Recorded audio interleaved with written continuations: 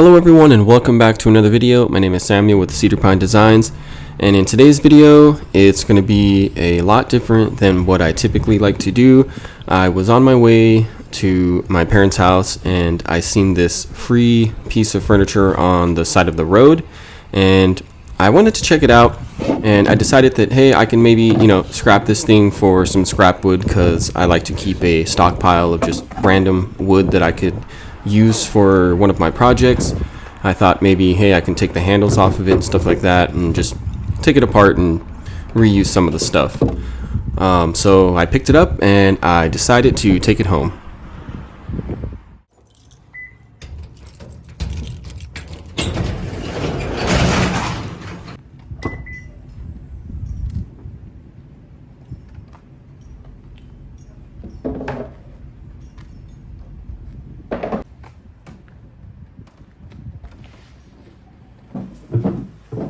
So after I got home and I unloaded it, I was really curious to see what kind of shape this thing was in, and I can tell already that it was in really rough shape, but I wanted to see if everything was there to actually put this thing back together.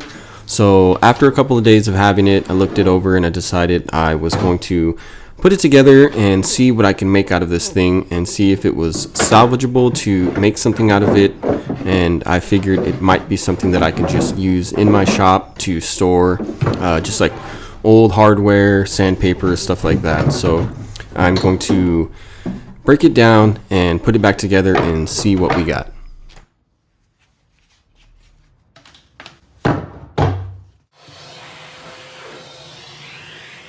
As I'm cleaning and vacuuming out all the garbage and debris that was inside of this thing, I did notice that the construction of it was made of solid plywood. And from what I can tell, it seems to be handmade. Somebody must have made this just for something that they needed, because this isn't something that you would find in a store. So I decided that it was actually pretty solid. So like I said, I wanted to clean it up, put it back together, and see what we have.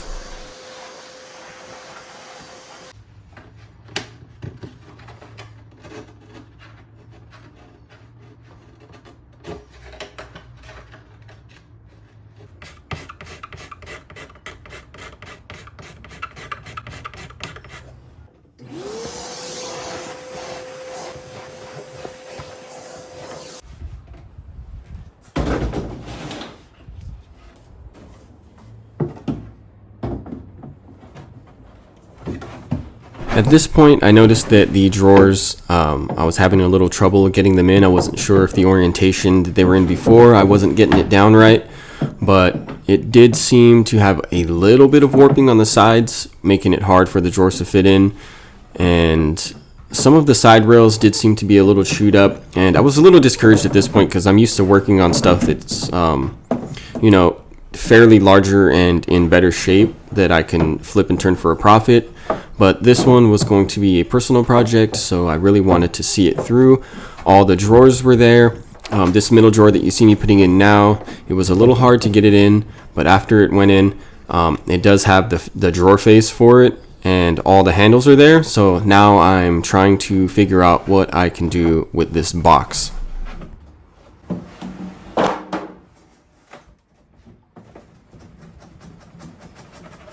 So the first thing that I wanted to do was take it all back apart, and I wanted to try to remove all the hardware and see if there was something I can do about this paint, just to kind of see what's underneath it and see if there was something that I can do to try to make this thing a little more appealing for my garage.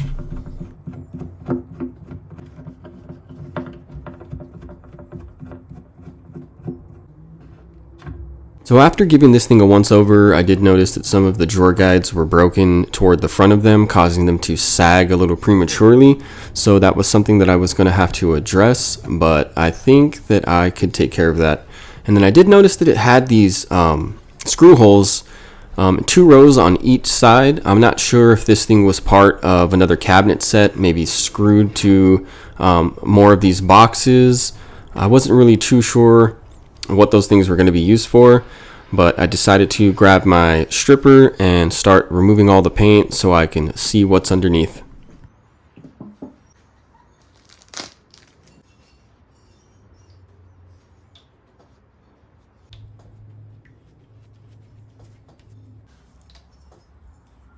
So the pros and cons to using this chemical stripper is that it does remove all of this stuff fairly quickly. Within about 10 to 15 minutes, you can start scraping this thing.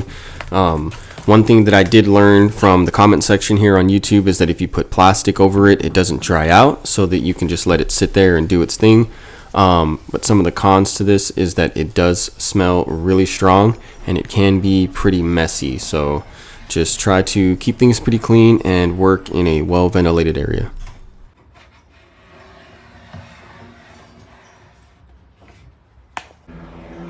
So once I started to strip the top down, I can tell that it was just that unfinished plywood on top. I wasn't sure if I was going to be painting this thing again or if I was just going to sand it and try to treat it. At this point, I wasn't really sure.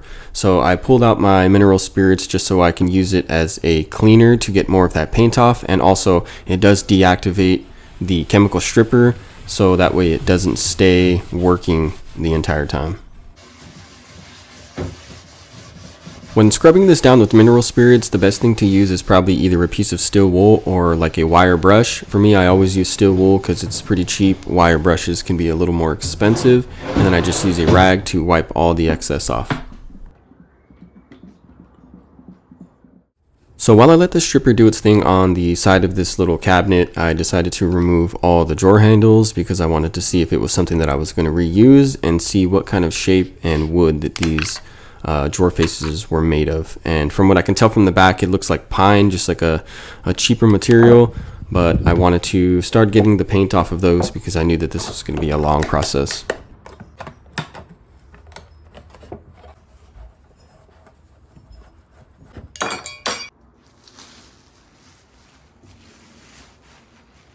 After about 15 to 20 minutes, I removed the plastic and started to strip all the paint off of the sides, and I did notice that they were using veneer on the sides, so that makes me think that maybe these weren't attached to something like another dresser, because I couldn't understand why you would use veneer on the sides and not the top and then attach it to another dresser. But I decided to just keep moving forward and clean those cracks out with a screwdriver just to get all the rest of the paint out, and then work on these drawer faces.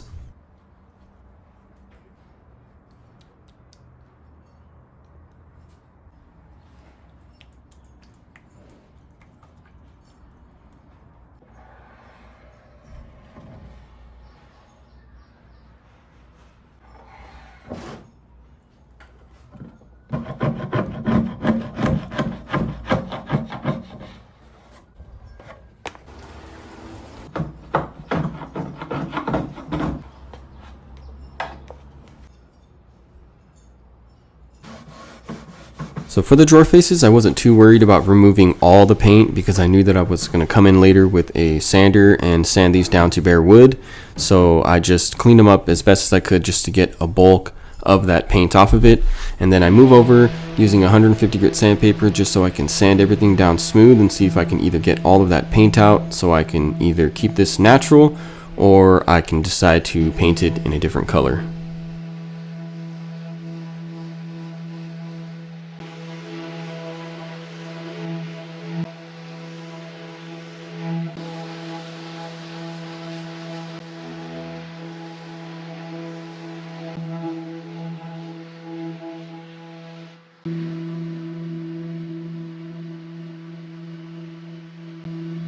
So after sanding this thing down pretty much to bare wood, the veneer on the sides doesn't seem to be salvageable. It has too much paint in the grain and too many chips. So for this project, I decided that it would be a perfect time for me to use my new Surf Prep sander. It is a 3x4, and when I tell you this thing is amazing, it is no exaggeration. I love this thing and I've been wanting one for such a long time. This thing was given to me by Surf Prep. Those folks are really nice. They are out of San Diego, and this thing, I'll tell you, it works wonders. I was going to buy one myself, but they were gracious enough to give me one, and I will be leaving a coupon code down in the description below if anybody is interested in checking these things out.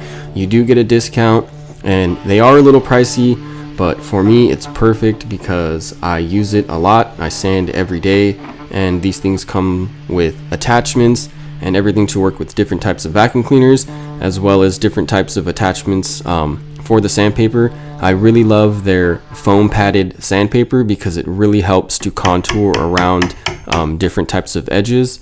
It's just an amazing sander. Even if you're not interested, you probably would want to just check them out anyway, just to see what they offer. At this point in the project, it was time to address those drawer guides, and I needed a way to remove some of the material so that I can get it back down to where it was nice and solid. So I just got a chisel that was the exact size of these grooves, and I'm just chipping it away and pulling out all that stuff because I'm going to attempt to replace them with some new pieces.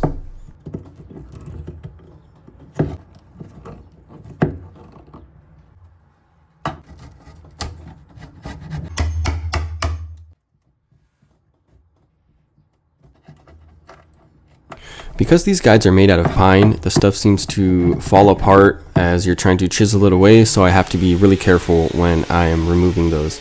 And here you can see the Surf Prep sander doing what it does best. It has that foam padded 150 grit piece of sandpaper on it, and it is really contouring around those edges so that way you don't create flat spots. And that's one of the features that I love the most about this sander. It's very comfortable, and it helps you to get into all those tiny little details, areas that you can't get with an orbital sander. So shouts out to Surf Prep.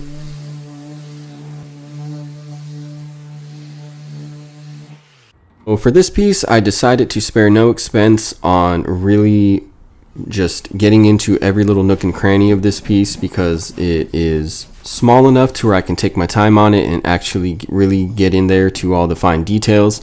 I'm using a little bit of chemical stripper so that I can remove all the little paint that's stuck inside of those grooves, because if not, there's really no way to sand those out without sanding into it too deep, and this was one of the easiest ways to kind of pick it out.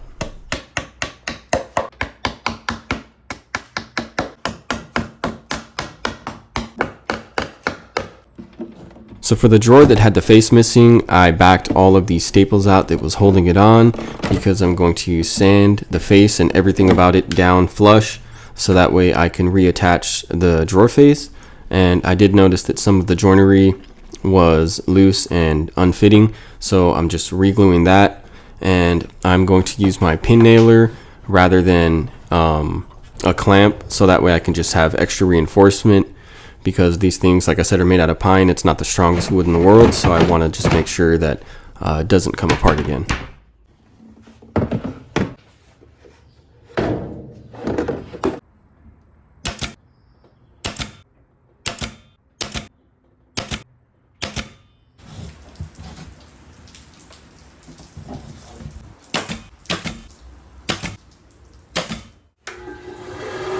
The reason why I was super excited about starting this project is because I had a couple of new tools in the shop that I really wanted to get my hands on. One is this bandsaw. It's a 9-inch bandsaw and an oscillating drum sander, spindle sander combo. And I'm using this to make the drawer guides, and these tools really make this process a lot easier, because I have other tools in the shop that aren't really capable of doing this as easy. So I was super excited about that.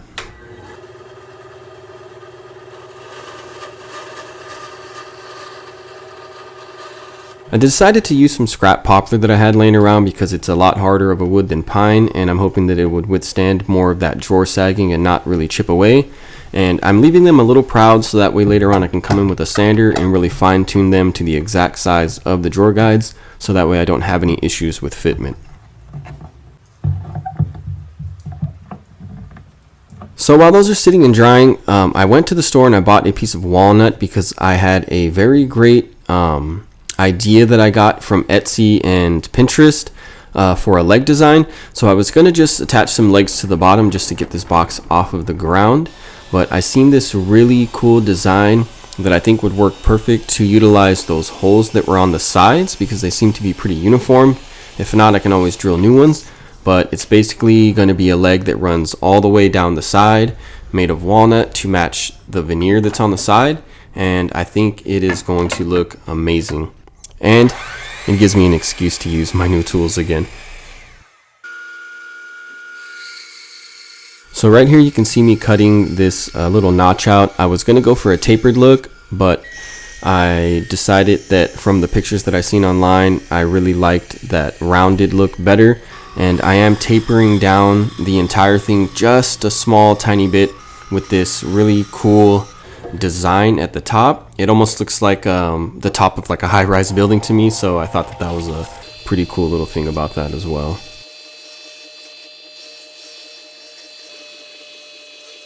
So with my bandsaw, I'll cut that tapered line just close enough to my pencil line so that I can come in with my drum sander and walk the wood straight up to that line, so that way I can get a consistent result for all 4 of the legs.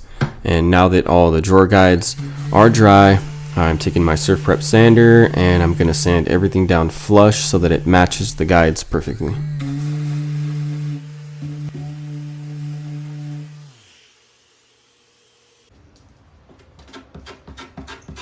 Well, after seeing how much I like the veneer over the plywood because it gives it a higher end look, I decided to use wood filler to fill in all those cracks because I wanted to try my hand at installing veneer. I've seen plenty of videos of people doing it themselves, so I figured I'd give it a try. So I went to a local wood shop that does sell this stuff by the roll. This is a roll of walnut in a 2 feet by 8 feet in length, which after doing all the measurements for this piece is actually spot on perfect, as much as I need without making any mistakes. It's got a very beautiful wood grain on it. I didn't really want to try to match the existing veneer with the one that I bought, so I just decided to wrap the entire thing.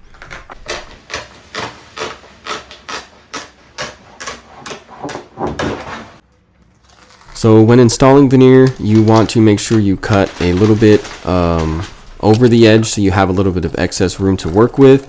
And for this piece, I didn't have a lot of room to spare, so I really had to get that edge fairly close. You just lay it down and you use a roller to really get a good contact between the contact cement from the veneer to the wood surface that you're working on.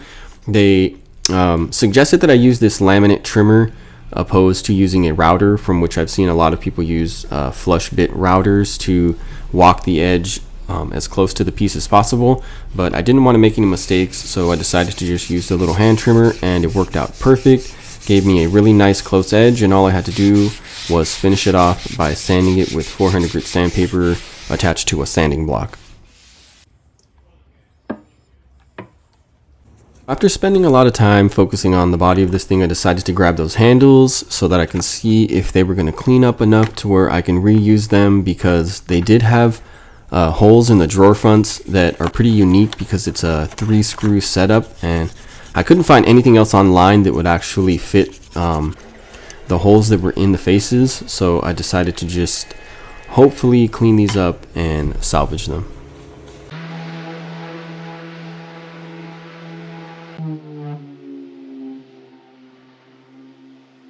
Now that all the wood putty is dry, I sand everything down smooth, and I use a rag to really clean the surface of this, because you really want a nice clean surface so that this thing has a perfect surface to adhere to.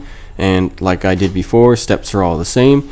You set it on with just a little overlapping edge so that you can trim it off. And I have to tell you, I was super surprised that this stuff was so easy to put on. It's almost like putting like drawer liners inside of a drawer. You just have to be a little more careful because you don't want to waste this stuff or go too close to the edge and then end up ripping it out.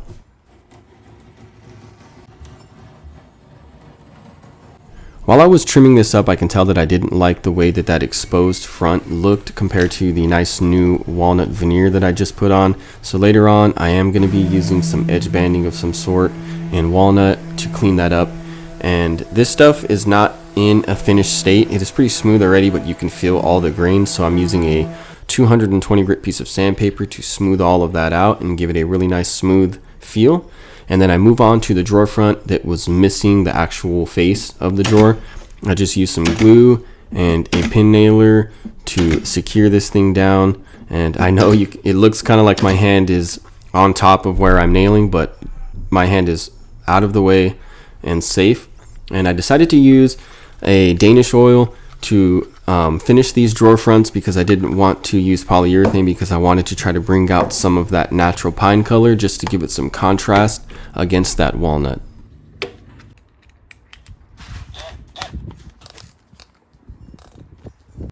So since I added that new veneer, it does cover up those screw holes, so all I had to do was get a small drill bit and just drill those holes out so that way I can line up my leg with it and I could get a perfect fitment and drill those holes out for the legs so that I can install them.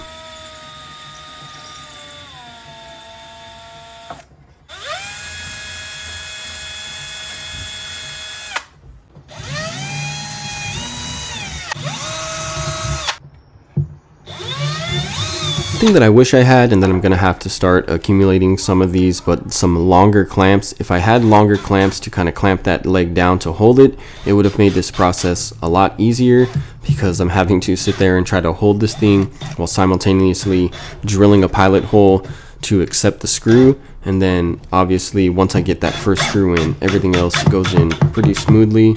But like I said, longer clamps are definitely going to be in my shop's future.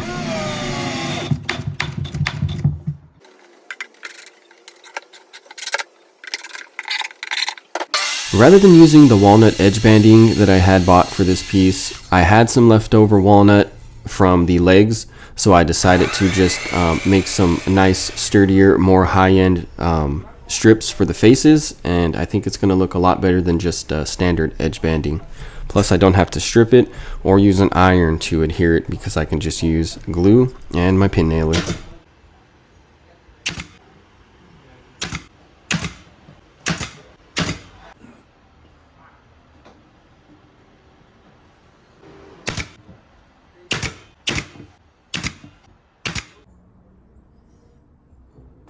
So a little trick that I learned from some other woodworkers that I follow on YouTube is that you can use a little bit of glue inside of your little pinholes and cracks, and then from sanding it, all of that dust from the walnut will actually fill it in for you, and it masks it pretty well. So this entire piece was pretty much raw wood, and it was very dried out, so I'm using Howard's Feed and Wax to just condition all of the wood, and as you can tell, it is very thirsty. I needed to saturate this stuff. I actually did 2 separate coats of this stuff just so I can really get that wood conditioned, and the inside as well, because I want it to just cover every inch of this thing and really take my time with all of the details.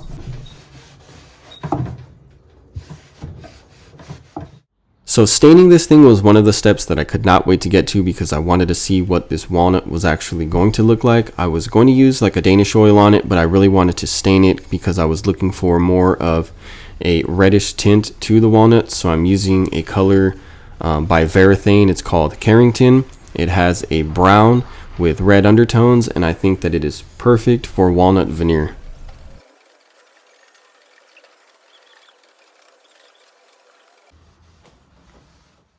So while I let that stain dry, I decided to move on to the drawer handles once again, and I'm using Barkeeper's Friend in a liquid version, and this stuff works really well. I mean, this tarnish came off so fast, it was ridiculous.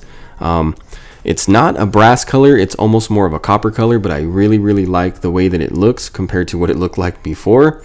So I decided to keep these and just take some of the bends out of them. There was one of them that was in really rough shape, but this stuff bends pretty easy and cleans up very well. I decided that it would be a good idea to replace all the screws with some new brass screws because the old ones were either stripped out or they had paint kicked in them, and I was not willing to spend the time to pick all of the paint out of those screws just to make them work. These things are fairly cheap, couple dollars per pack. Probably spent about maybe $20 to maybe $30 total on all the screws, which was well worth it to me because it looks really good. So because this piece is going in my garage and I'm going to be using it for storage of different bits and pieces, sandpaper and whatnot, I decided to give it 3 coats of polyurethane and a satin finish just so that I can have it nice and durable, because I'm pretty rough on my stuff and I don't want it to get too beat up because I'm putting all this time and money into it. So that's just going to give me the best bang for my buck. And here I'm installing the drawer guides that keep the drawers from actually falling down. And those are the new brass screws that I'm installing, and they look absolutely gorgeous. Now that we are in the final steps of putting this project back together, I just have to put the drawer separators back in, and then we can go in and take a look at how this project came out, and I am super happy.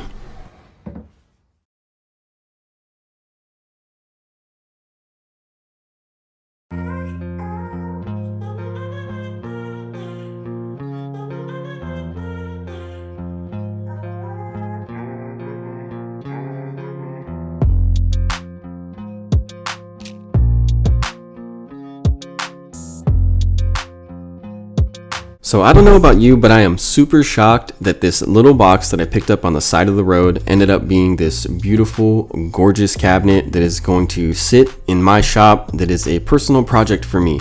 This is actually the first project that I'm keeping for myself out of all the pieces that I've ever done.